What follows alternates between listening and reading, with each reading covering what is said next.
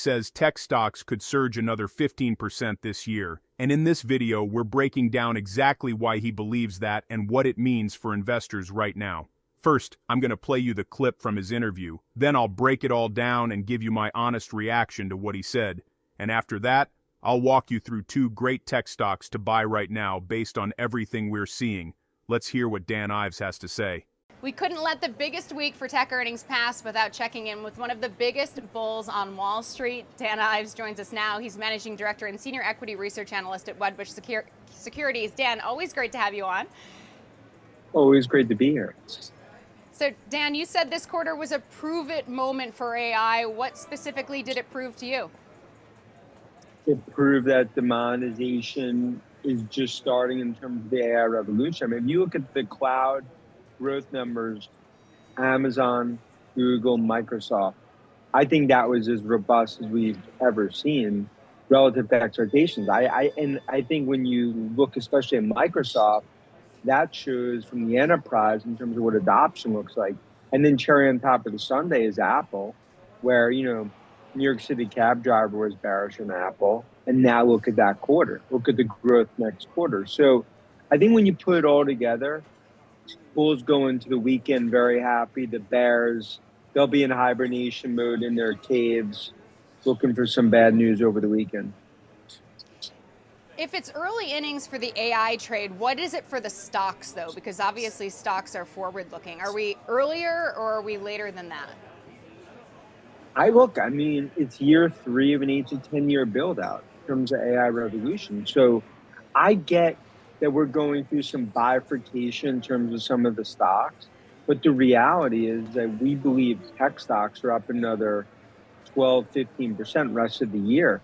And I think you have a lot of money coming off the sidelines that's going to start to go to derivatives, second, third, fourth derivatives. That's why you see names like in Intel doing what it's doing, or Cisco doing what it's doing.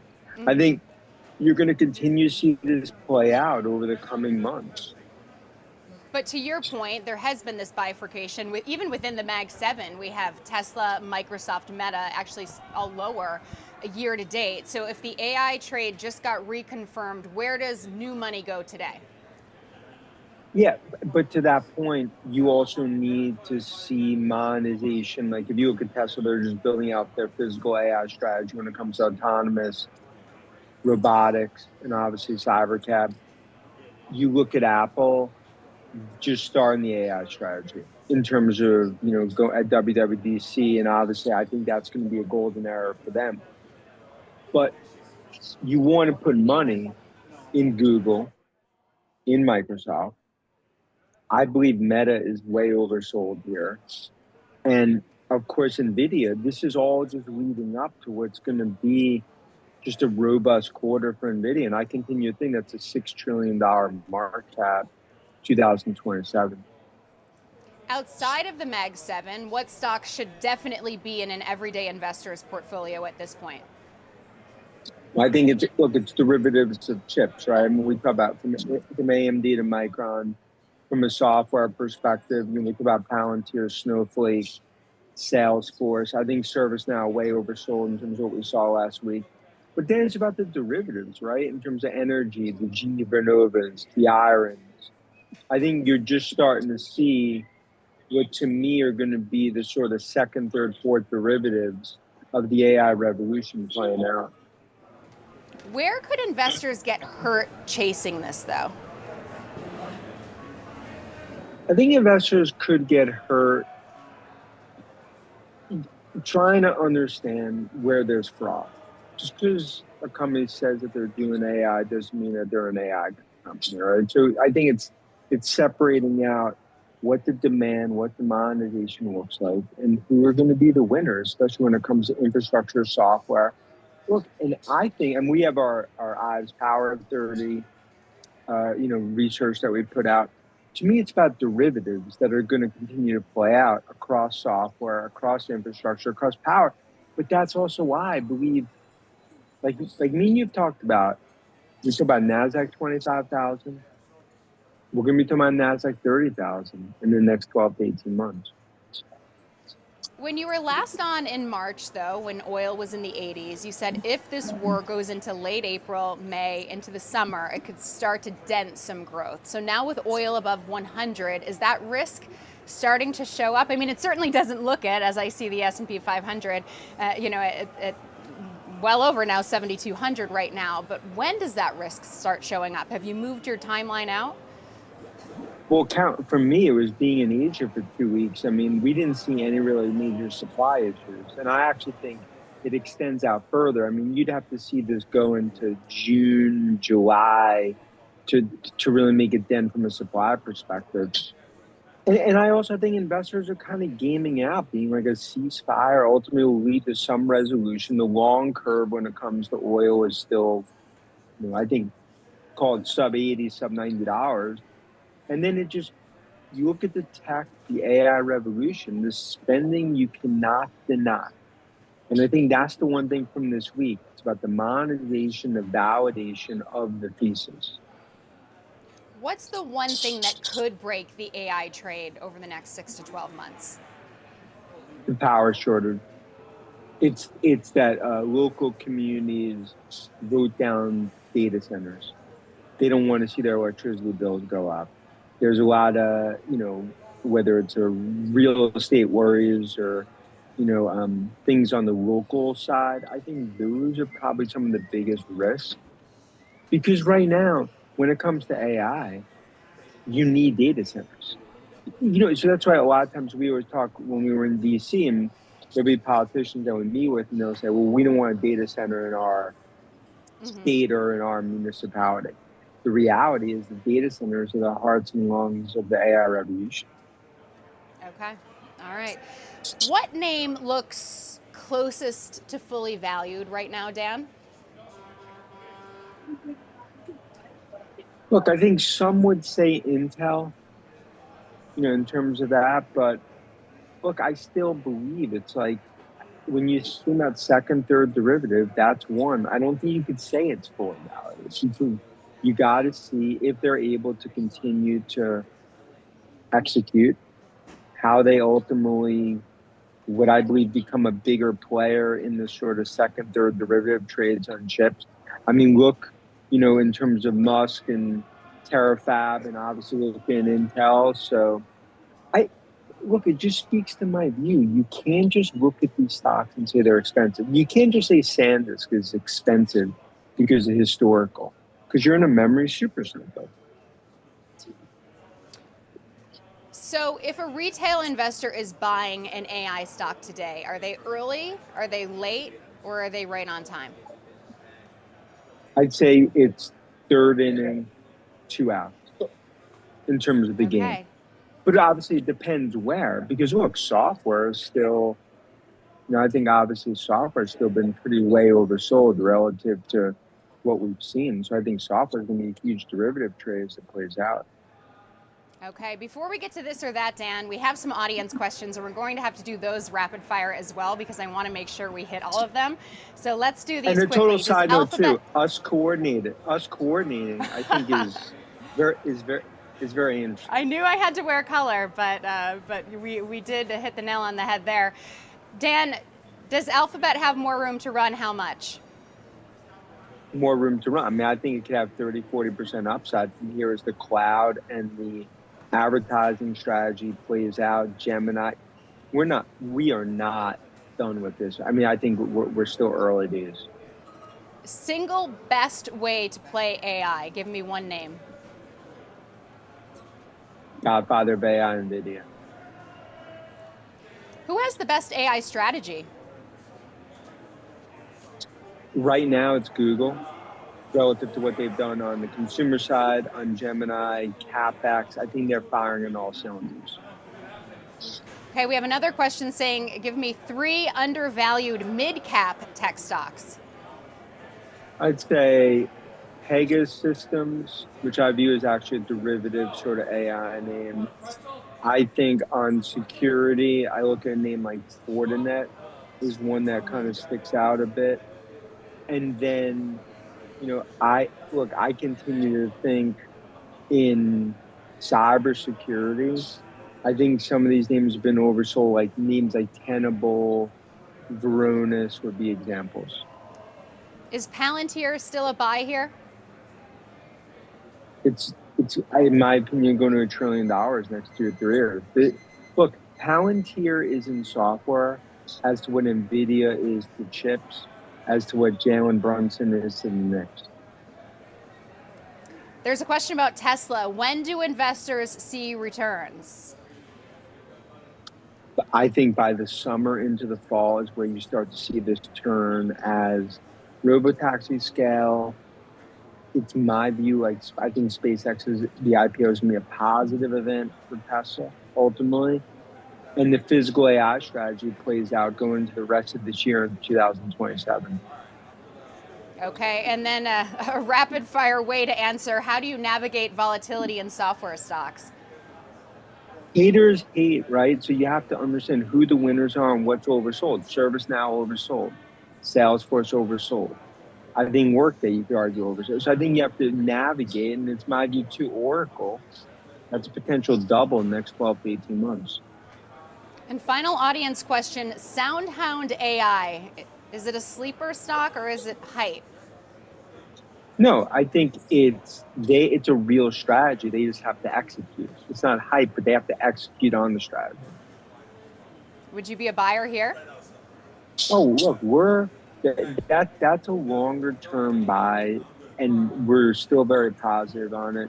They just need to navigate and execute and organically execute. Okay, all right, so that's the end of the audience questions. Time for my rapid fire this or that questions. You ready, Dan? Yeah, let's go. Here we go. One word for big tech earnings season. Bullish. Meta or Microsoft? Microsoft. Who gets the cloud crown, Microsoft or Google? Oh, Google. Nvidia here, buy more or take profits? Buy more. Best Mag 7 name to own after earnings? Google. Most undervalued Mag 7 name today? Microsoft. That sell-off is almost a garage sale sell-off. Most overhyped AI stock right now? I don't see, I'm going to have to take like an NA. I don't see a massively overhyped AI stock. Okay, we'll let you have one pass. Micron or Intel? Micron. Oracle or IBM? Oracle, but still like IBM. Salesforce or ServiceNow? I take Salesforce here, but still like software ServiceNow. Again, that's, which of your kids do you love best? A software name better than Salesforce? Palantir. One mid-cap AI name nobody's talking about? Pegasystems. Dell or Lam Research? Dell. When there's a pullback, one must-buy dip for retail investors? Look, I mean, to me, it's really, it's cloud names like the Microsoft. Okay, so there's an opportunity here. If you can only invest in one IPO, SpaceX, Anthropic, or OpenAI? Look, I think they're all going to be super successful, but obviously SpaceX is the one that I think is going to be a category definer. And finally, biggest AI winner over the next 12 months? I believe it's Palantir. Right out of the gate, the tone is set. This was supposed to be the biggest week for tech earnings, and Dan Ives comes in extremely bullish, not just optimistic, but almost dismissive of any bearish argument. And that's important because when someone like Dan Ives, who is already known as one of the biggest tech bulls on Wall Street, doubles down like this, it tells you he believes the data is finally catching up to the narrative. He calls this an AI prove-it quarter, and what he means by that is simple. For the last couple of years, AI has mostly been a story. A powerful story, yes, but still a story. Investors were pricing in future potential. Now, according to him, we are starting to see real monetization. He points directly to cloud growth from companies like Amazon, Google, and Microsoft. And this is where I actually agree with him. Cloud is the backbone of AI. If AI is exploding, Cloud revenue has to reflect that. And based on what he is saying, those numbers are not just good, they are historically strong. Then he brings in Apple as the cherry on top, which I find interesting, because Apple hasn't been seen as the AI leader. But his point is more about sentiment. He's basically saying the market was overly bearish on Apple, and now the results are forcing people to rethink that. And this is where I want to insert my own take. I think he's right about sentiment being too negative on Apple, but I'm not fully convinced Apple is leading in AI yet. They're playing catch-up in my opinion, but what Apple does better than anyone is monetize at scale, so even if they're late, they could still win big. Then we move into one of the most important parts of the entire interview. He says we are in year 3 of an 8 to 10 year AI build-out. That's a massive statement, because if that timeline is even remotely accurate, it means we are still early. But here's where you have to be careful. Stocks are forward-looking, so even if the technology is early, the stocks might not be, and that's the tension throughout this whole interview. He predicts tech stocks could go another 10 to 15% higher this year, and he talks about money coming off the sidelines and flowing into second, third, and even fourth derivatives of the AI trade. This is where things get really interesting, because now he's not just talking about the obvious winners anymore. He's talking about the ecosystem around AI. So yes, you still have your core names like Nvidia, which he clearly believes will continue to dominate, but then he starts pointing to other layers. He mentions companies like Intel and Cisco. These are not the flashy AI names people talk about on social media. These are infrastructure plays. And historically, infrastructure is where a lot of long-term value gets built. Then he shifts into where new money should go. And he's very clear here. He still likes the big names. Google, Microsoft, and Meta. He even says Meta is oversold, which is a bold call considering how volatile that stock can be. And again, I think this is where you need to think independently. Just because something is oversold does not automatically mean it is undervalued. But in Meta's case, there is a real argument there because of their AI investments and advertising engine. Then of course he doubles down on Nvidia, basically saying this is all leading into another massive quarter. At this point, Nvidia has become almost synonymous with AI itself.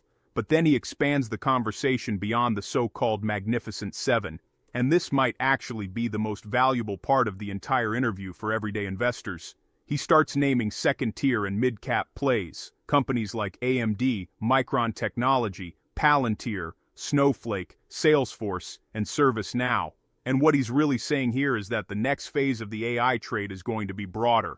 It's not just about the biggest names anymore, it's about who benefits from the ripple effects. Personally, I think this is where the biggest opportunity is, because by the time everyone agrees on the top names, a lot of the upside is already priced in. The real edge comes from identifying the second and third layer winners early, but then he does something important. He talks about risk. And I'm glad he did, because up until this point, it almost sounded like there was no downside. He warns about companies that simply slap AI onto their branding without real substance. And this is a very real risk. We've seen this before in other cycles. .com, crypto, even EV stocks. When a theme gets hot, everyone wants to be part of it. So his message here is clear. You have to separate real demand from hype. Then he throws out a massive prediction. He talks about the NASDAQ potentially hitting 30,000 in the next 12 to 18 months.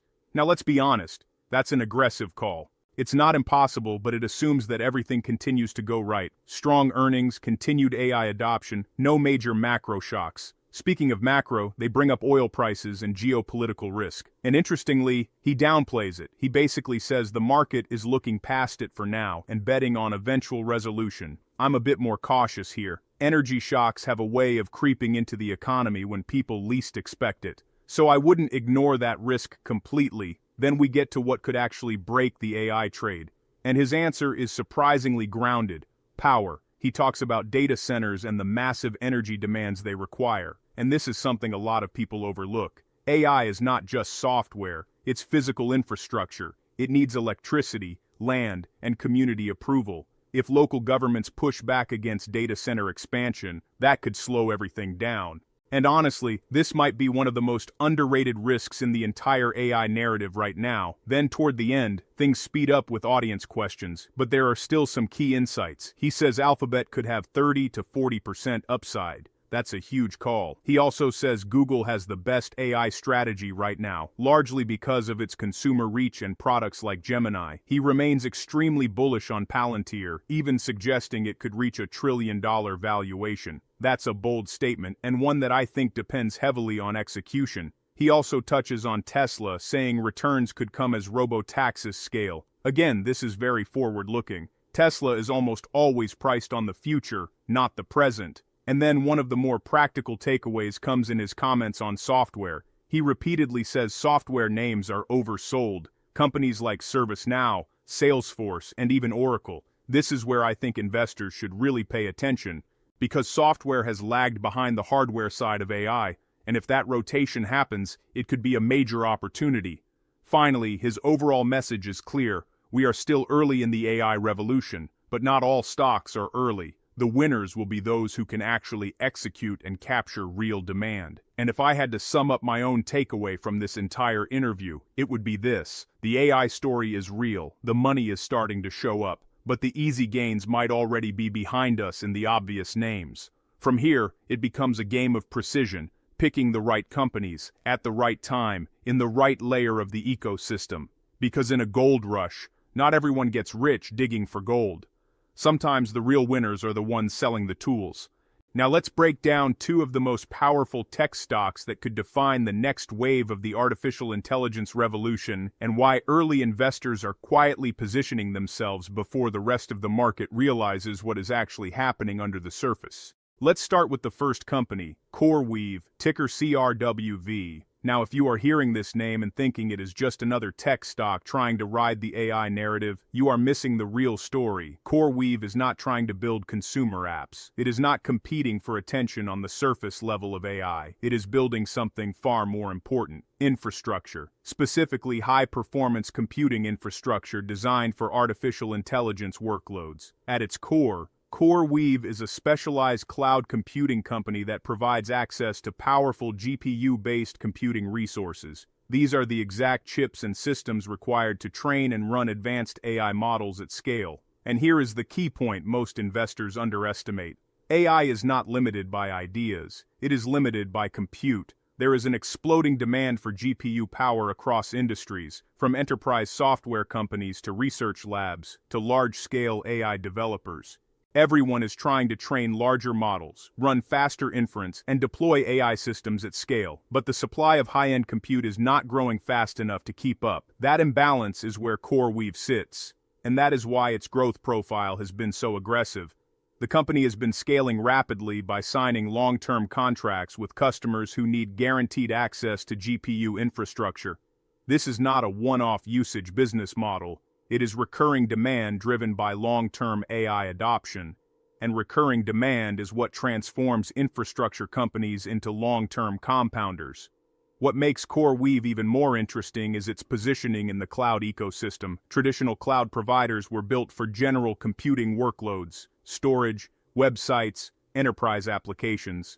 But AI workloads are different. They require extremely high-density GPU clusters, low-latency performance, and massive parallel processing capabilities.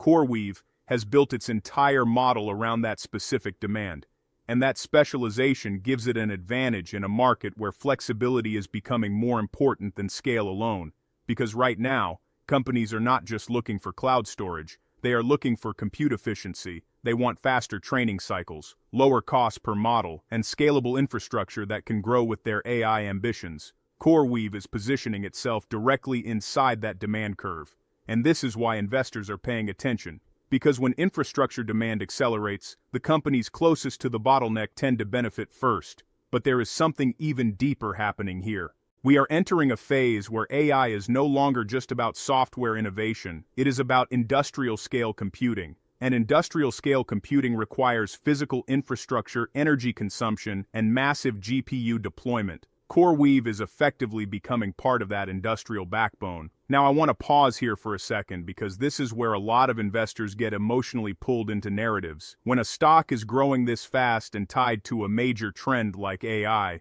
it is easy to assume the upside is unlimited, but the reality is more complex. High-growth infrastructure companies often experience extreme volatility because expectations move faster than fundamentals can stabilize. So while the opportunity is real, so is the risk. And that is something investors need to understand clearly. But at the same time, ignoring companies like CoreWeave simply because they are volatile would also be a mistake. Because in every major technological shift, early infrastructure leaders often become long-term category winners. We saw it in the early internet era, we saw it in cloud computing, and we are now seeing it again in AI.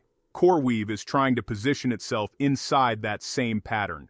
Now before we move on to the second company, I want you to think about something. If AI adoption continues at this pace, what happens when compute demand doubles again? What happens when every major enterprise begins scaling AI systems simultaneously? And more importantly, who benefits when supply becomes the limiting factor? Because that is where the real opportunity is forming.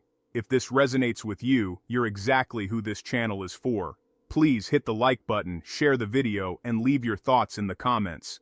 Subscribe to the channel so you don't miss out on the next important financial investing update. Remember to do your own research before you invest in any stock. Now let's move to the second company, and this one gives us a completely different angle on the same AI infrastructure revolution. Nebius Group, ticker NBIS. If CoreWeave represents concentrated high-intensity compute power designed for AI at scale, then Nebius represents something slightly more global, more distributed, and in many ways more flexible in how it is trying to capture long-term demand. And that difference matters, because the AI infrastructure story is not just one single lane. It is becoming a multi-layered ecosystem where different companies are solving different parts of the same problem. Nebius is positioning itself inside the global cloud and AI infrastructure layer, focusing on building scalable computing environments that can support artificial intelligence workloads across different regions and enterprise use cases. In simple terms, it is trying to become part of the backbone that allows AI systems to operate efficiently outside of just one centralized ecosystem. And that global angle is increasingly important, because AI adoption is not happening in one place. It is spreading across industries, countries, and enterprise systems all at the same time, and that creates a very specific challenge. Infrastructure needs to be both powerful and adaptable. Nebius is attempting to solve that by building cloud-based systems designed for AI workloads, while also positioning itself to serve a broader range of enterprise clients who need scalable computing but do not want to rely entirely on traditional hyperscale providers. This is where the investment case starts to become interesting. Because what Nebius is really tapping into is a shift in how companies think about cloud infrastructure. For years, cloud computing was dominated by a small group of major players offering broad, generalized services. But AI is changing that structure. Now companies are demanding specialized infrastructure that can handle specific workloads more efficiently. Training large AI models is not the same as running enterprise software. Inference at scale is not the same as data storage. Different problems require different optimization strategies, and Nebius is positioning itself as part of that more specialized, more flexible infrastructure layer. From a growth perspective, the company has been expanding its focus on AI-driven cloud services and high-performance computing capabilities. As demand for AI compute increases, companies like Nebius benefit from enterprises that are looking for alternative or complementary infrastructure providers outside of traditional systems. And that diversification of demand is key, because in a rapidly growing industry like AI, no single infrastructure provider is going to capture everything. Instead, we are likely to see multiple winners across different segments of the ecosystem. Nebius is trying to secure its place in that multi-winner environment. Now here is where the long-term narrative becomes more important than the short-term numbers. We are moving into a phase where AI is becoming embedded into nearly every industry: finance, healthcare, logistics, entertainment, software development. And as that happens, demand for compute does not just grow linearly, it compounds, because every new application layer creates additional infrastructure demand underneath it. Nebius is essentially building for that compounding demand curve. But there is another layer here that investors need to think about carefully. Competition in cloud infrastructure is intense. This is not an easy space to operate in. Margins, scalability, and execution all matter significantly, and not every company will successfully transition from growth story to long-term infrastructure leader. So while the opportunity is large, the execution risk is also real. That is the balance you have to hold in your mind when looking at companies like Nebius, because this is not a guaranteed outcome story. It is a positioning story inside a rapidly expanding market. And in markets like this, positioning often matters more than current scale. Now, when you step back and look at both companies together, something interesting becomes clear. CoreWeave is focused on high-density, high-performance AI compute demand. Nebius is focused on broader, more distributed cloud infrastructure for global AI adoption. Two different strategies, same underlying trend, and that trend is simple. The world is running out of AI compute capacity relative to demand. That imbalance is creating one of the most powerful investment environments we have seen in years.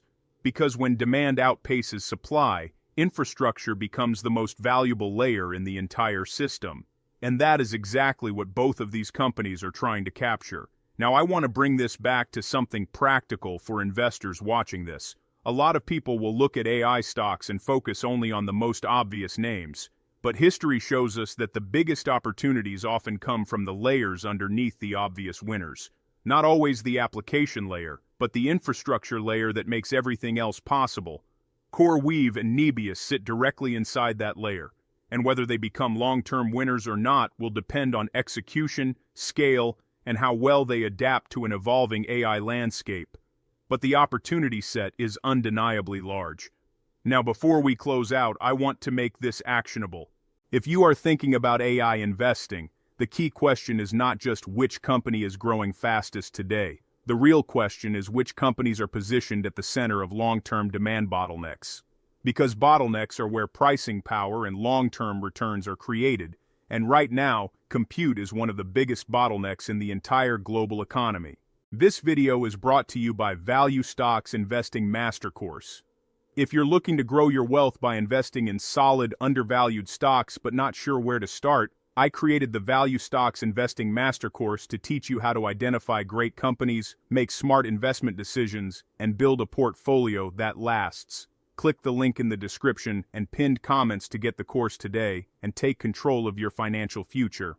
Now, if you want exclusive stock tips, in-depth analysis, real-time trade alerts, and free investing guides, join the Stocks Galore Patreon today and take your investing game to the next level. Our members get full in-depth analysis on most of the stocks mentioned here. Head over to patreon.com/stocksgalore and become part of our growing community of smart investors. Link is in the description. Now let's end with one important question. Between CoreWeave and Nebius, which do you think is better positioned to dominate the global AI infrastructure race over the next decade and why? Drop your thoughts in the comments because I want to see how you are thinking about this shift. Do not forget to like the video, share your thoughts in the comments, and subscribe so you do not miss the next important investing update. Thanks for watching, and I will see you in the next one.